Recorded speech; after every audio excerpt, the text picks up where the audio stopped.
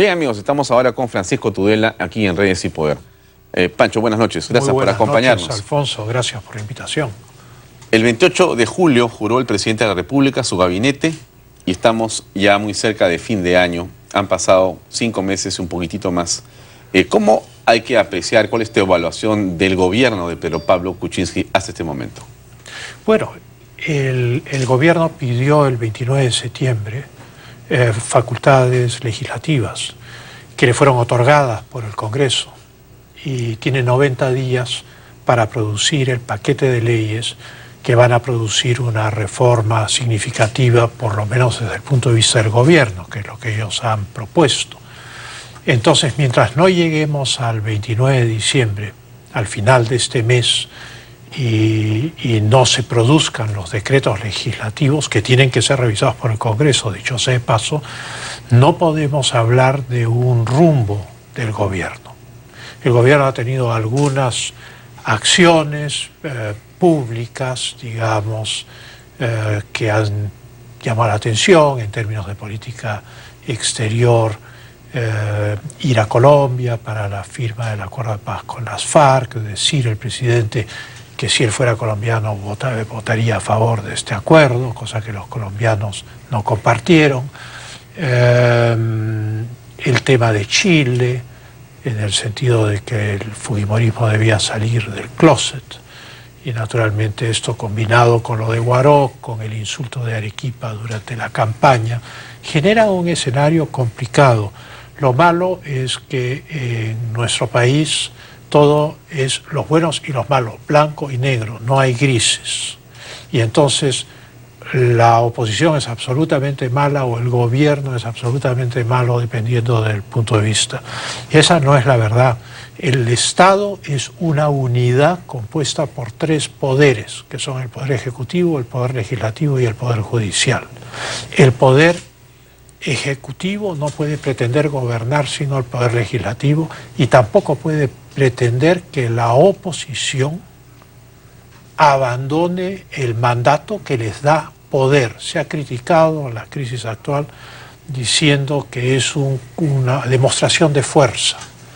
Es una prepotencia del fujimorismo el estar poniendo a un ministro en esta situación y poniéndolo al borde de la renuncia y de la censura porque no está de acuerdo o porque critica manejos que ha tenido determinados. Desde la noche de los tiempos, toda confrontación política es una confrontación de poder. La exclusión de una fuerza política por parte del gobierno en su discurso es percibido por esa fuerza política como un elemento de marginación. Y entonces ese es un factor que interviene en esta ecuación política. En segundo lugar, la interpelación al ministro es un acto legislativo normal en cualquier parte del mundo.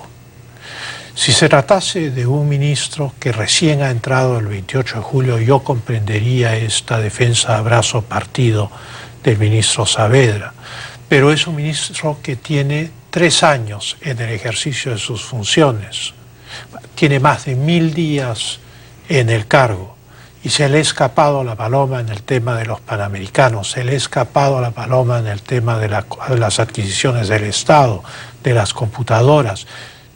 Esto no significa que él sea personalmente responsable por los delitos, pero sí es políticamente responsable ante la nación, ante el Congreso y ante su propio presidente.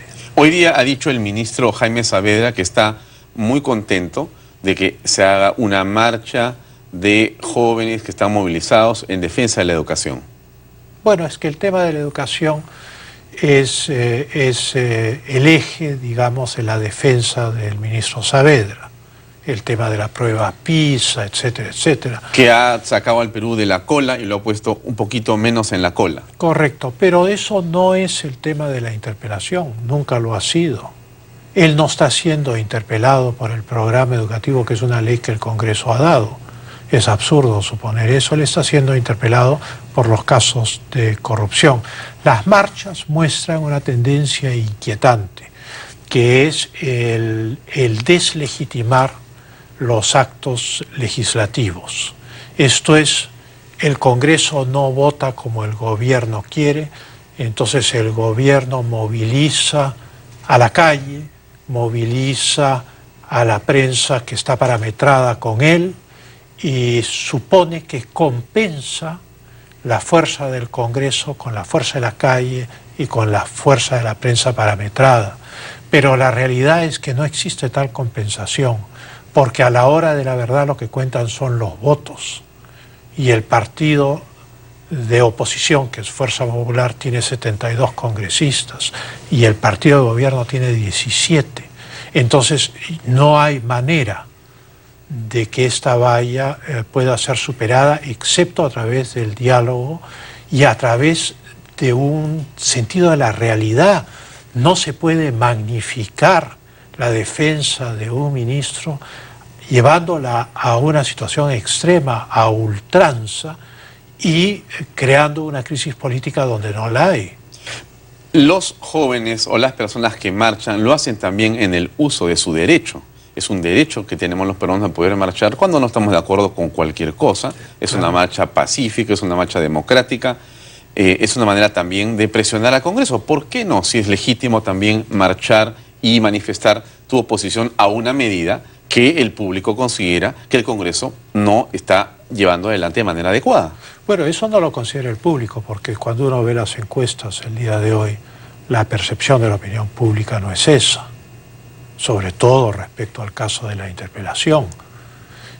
Creo que el 56% está a favor de la interpelación, o sea, y el gobierno ha perdido 6.6 puntos, 6.6 en el último mes. En el último mes. Y viene cayendo todos los meses. Hay un desgaste muy grave. Claro que todos tenemos el derecho de salir a la calle o de escribir lo que querramos o decir lo que querramos, si no, no seríamos una república, no seríamos una democracia.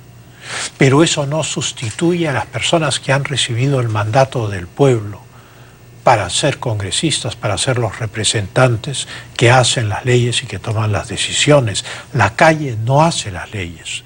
Puede salir 1 millón de personas a la calle y no tienen votos. Los votos han sido, la democracia representativa, se eligen representantes del pueblo para que tomen esas decisiones. Un ejemplo, cuando Donald Trump ha sido elegido presidente de los Estados Unidos, hay 2 grupos, lo que ellos llaman los liberals, que es la izquierda, que han tratado y siguen tratando de deslegitimar sin éxito la elección. Pero los más radicales, que ellos llaman los radicals, salieron a las calles a hacer marchas. El presidente Obama tomó distancia de ellos y dijo que había que reconocer la victoria de Trump y que había que mantener la unidad de los Estados Unidos de América. Claro, yo puedo usar la calle ilimitadamente, pero cuando en los años 30 se usaba la calle, la inestabilidad política era tremenda. La idea del combate político era tomar la calle. En una época de medios, de redes, de internet, de sistemas de comunicación mundiales, no se puede suponer que tomando la calle yo obtengo el control político. Eso no es cierto. Esta manifestación está olvidada mañana a la hora del desayuno. Pero el presidente de la República parece permeable, para llamarlo de la manera más sutil, a la crítica de un sector de la opinión pública que le dice que tiene que tener una posición confrontacional y no de abdicación frente a ese Congreso que ha ganado. Es que ahí está el punto, es de nuevo, los buenos y los malos de manera absoluta, blanco, negro, no hay grises. No se trata de abdicación. Nadie ha impugnado el pedido de facultades legislativas, nadie ha negado la investidura del gabinete. Se ha colaborado multipartidariamente en el trabajo del presupuesto de la República.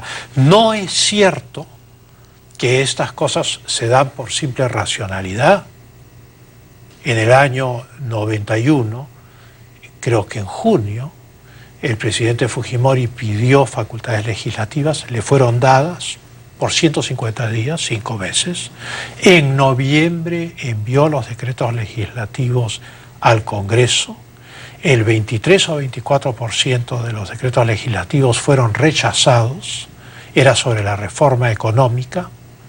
la lucha contra el terrorismo y naturalmente los más significativos, los que iban a permitir el desmontaje de los monopolios del Estado, acentuar la defensa del consumidor, no fueron aprobados por el Congreso. Y luego cuando llegó el final de la legislatura para el presupuesto de la República, el Congreso modificó el presupuesto y no lo aprobó, y comenzamos el año 92 repitiendo el presupuesto del 91 porque no se había podido aprobar el presupuesto. Esta circunstancia actual es una circunstancia de responsabilidad contrastada con aquella de entonces, que no era de responsabilidad y que pavimentó el camino hacia una tragedia. Cuando el presidente dice, por ejemplo, que su oposición tiene que salir del closet, en realidad lo que quiere es encerrarla dentro del closet, que no hablen nunca más y que voten por él. Eso en ninguna democracia en el mundo puede ocurrir. La oposición es la oposición, nos guste o no nos guste.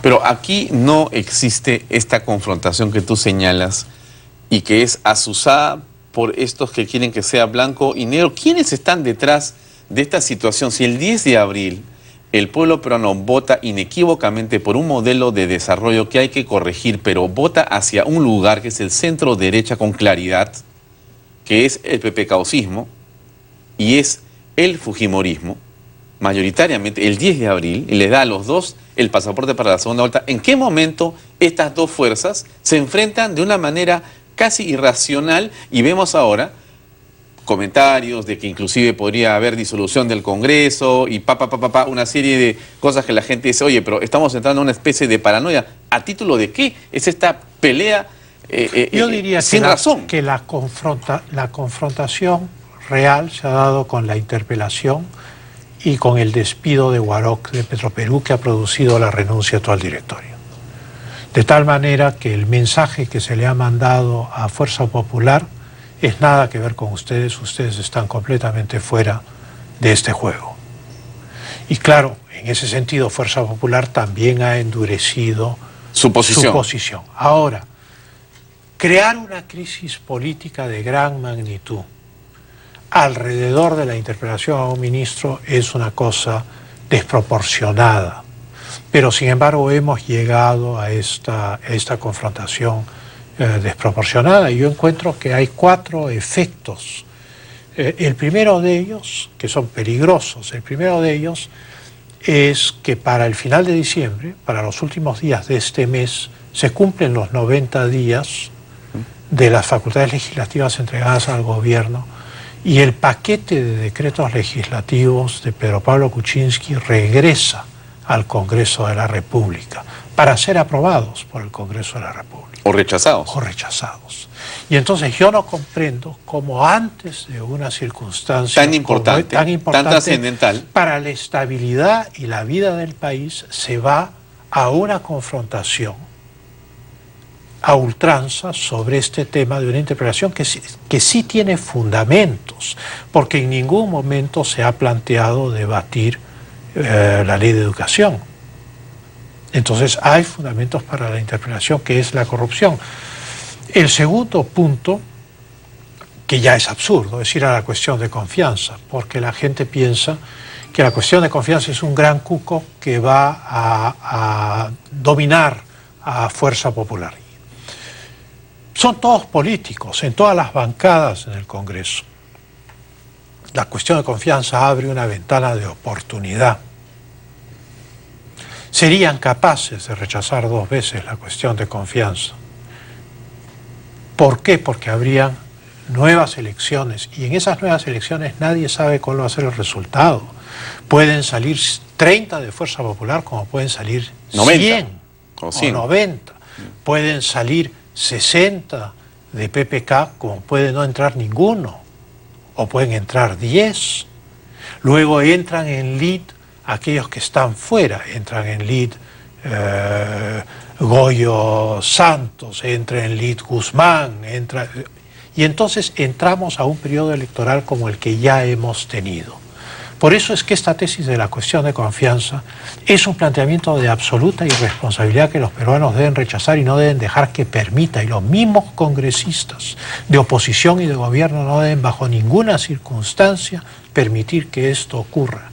6 meses de campaña electoral para elegir un nuevo Congreso, en el cual los políticos, porque no es que tengan un equipo con varios escalones de recambio en el gobierno, ni son nada los de eso. mismos que vemos en este momento. Correcto. Entonces, estas personas tendrían que salir a hacer campaña en estas elecciones parlamentarias. Con los vicios electorales y del proceso que ya tuvimos en la elección Correcto. pasada. Con más crispación, con más encono, moviendo la calle, moviendo los medios. ¿Quién gobierna durante esa campaña electoral? Nadie. Bueno, Zavala.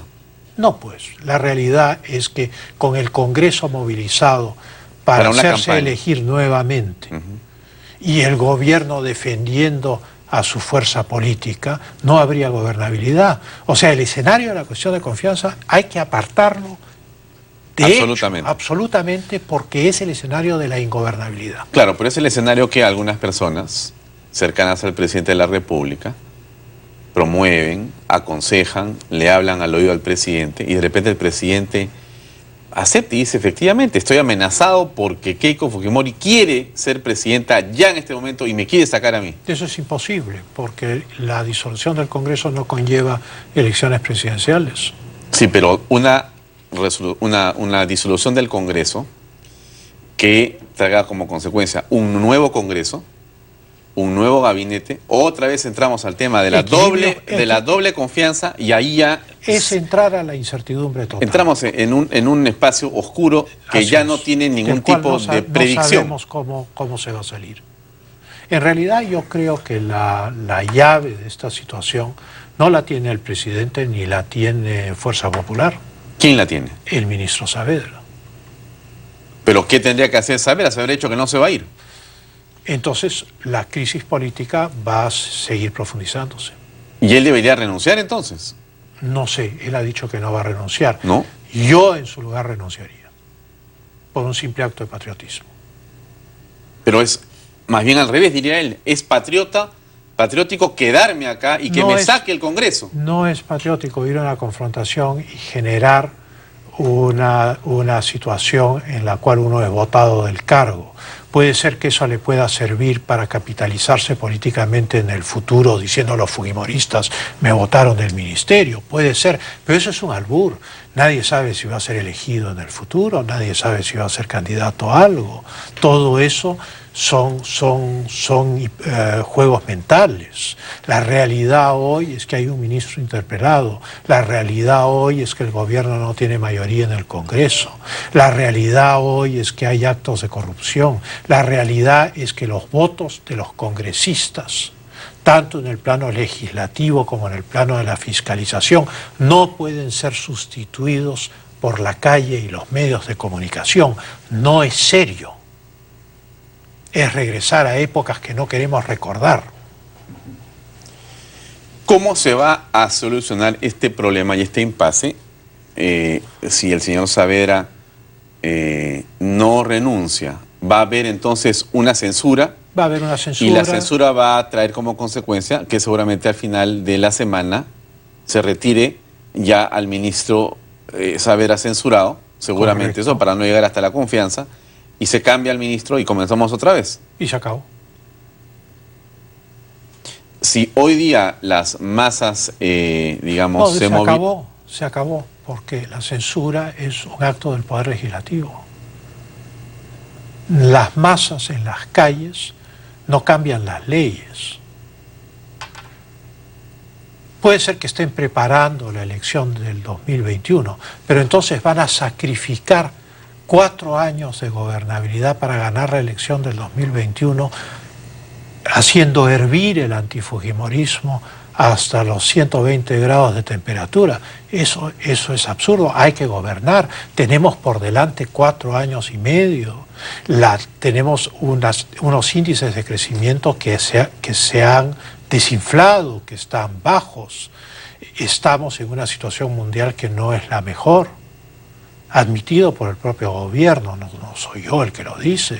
Pero la ley Pulpín fue justamente retirada después de una presión en las calles. Correcto. También fue con la ley de la repartija. Es decir, la calle tiene un efecto y un poder que no se puede soslayar. Intimidatorio, pero una democracia en forma, una democracia operativa, no puede funcionar a través de mecanismos de intimidación que sean extrainstitucionales. Pero en el Perú ha funcionado. Y seguirá funcionando probablemente. Entonces esa calle puede tener razón esta noche. No tiene razón, tiene poder de intimidación, puede ser. Puede ser que no. Porque, digamos, los dos lados se han agraviado. Claro, pero si jugamos de esa manera, entonces quiere decir que quien saque más gente a la calle va a gobernar este país. Bueno, esa es la anarquía, es la receta del desgobierno. ¿Quién se beneficia políticamente con esta situación, según tú? Bueno, yo creo que las fuerzas que buscan agudizar las contradicciones, como es el caso del Frente Amplio, he escuchado a Verónica Mendoza, que ha dicho que se está dejando el gobierno acorralar por el fujimorismo y el APRA. O sea, todas estas declaraciones apuntan a galvanizar al gobierno y llevar su posición contra la mayoría en el Congreso hasta el extremo final. Naturalmente, esas posiciones no son planteadas de buena fe, porque esas posiciones no van a beneficiar al gobierno. Son en beneficio de las fuerzas políticas que plantean esa intransigencia. Ellos son los beneficiarios. Son los beneficiarios porque ocurre un impasse en el cual un gobierno se traba con una mayoría opositora en el Congreso y empieza a verse en un pantano, que fue lo que pasó al principio de los 90. O sea, vamos a repetir el plato. Eso es algo que no debe ocurrir de ninguna manera. ¿Estamos yendo hacia allá? Yo creo que en este momento no, yo creo que todavía hay mucho campo de maniobra. Creo que los peruanos debemos ser conscientes que lo que tenemos que garantizar no es digamos, la preeminencia de tal o cual partido. Este es el cuarto mandato constitucional, democrático, seguido, ininterrumpido, y debemos continuar con esto. Entonces es nuestro deber moral garantizar la gobernabilidad del país. Y la gobernabilidad del país implica para ambas fuerzas, opositores y gobierno, saber hacer sacrificios cuando hay que hacerlos.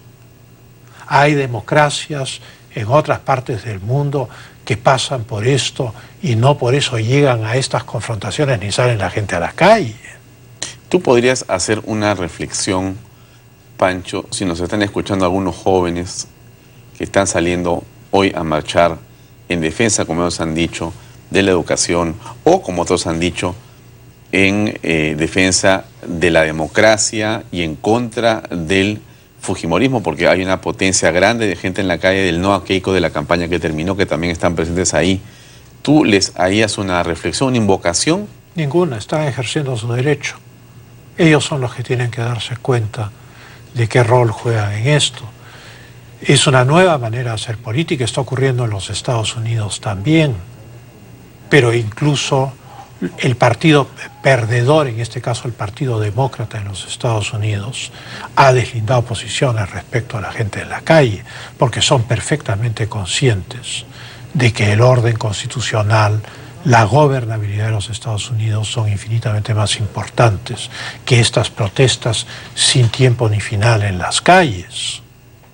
O sea, acá lo que es importante es que se gobierne, que se dé legislación positiva, que se supere el descenso en el crecimiento, que se reactive la inversión, que se limpien los poderes del Estado.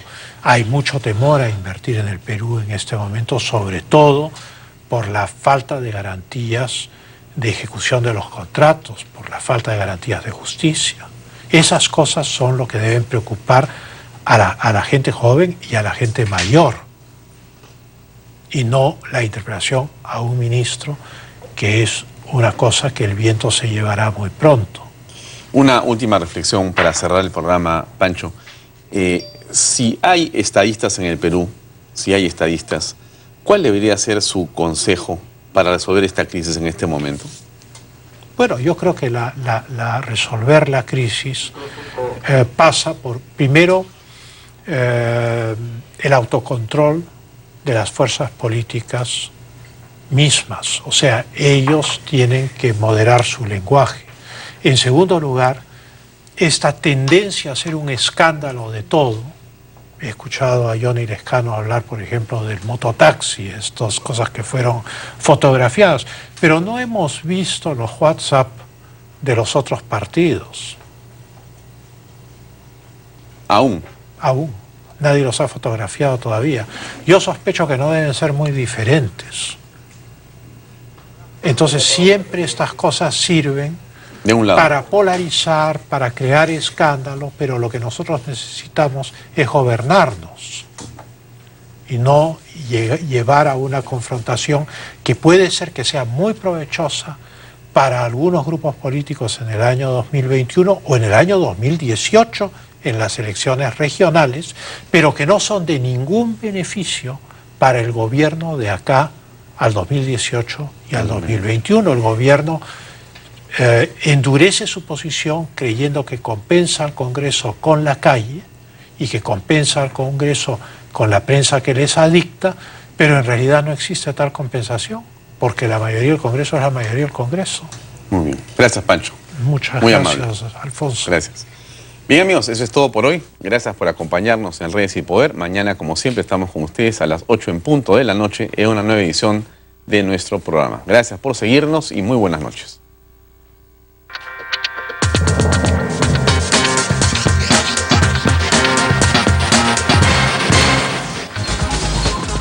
Una voz en el cielo. Los rezos de Lucila Campos vienen siendo